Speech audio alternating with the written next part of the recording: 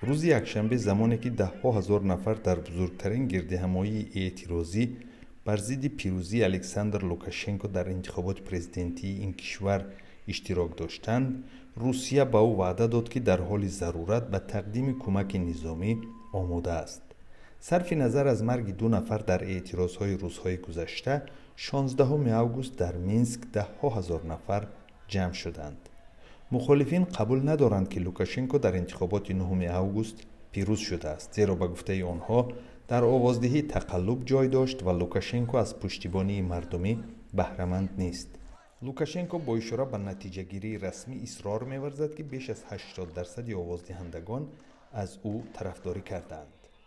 روز 16 اوگوست کرمل تاکید کرد که حاضر است برای حمایت بلاروس از تهدیدهای خارجی به مینسک کمک نظامی رساند. کرمل نگفت که این چی تهدید است، ولی لوکاشنکو به جمع طرفدارانش در این باره تفصیلات بیشتر داد.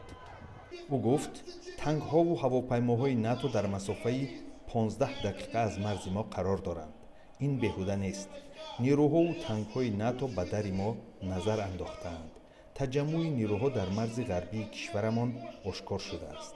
لیتوا، لاتویا و پولشا و متاسفانه برادران اوکراینی ما به ویژه رهبرانش به ما میگویند که از نو انتخابات گذرانیم.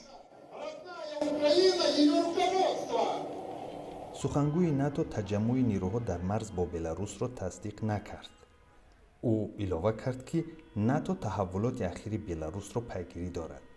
آخر هفته گذشته داوطلب کرسی پرزیدنتی در انتخابات 9 اوگوست سویتلانا تیخانووسکایا طرفدارانش را به راهپیمایی آزادی در تاریخ 16 اوگوست دعوت کرد.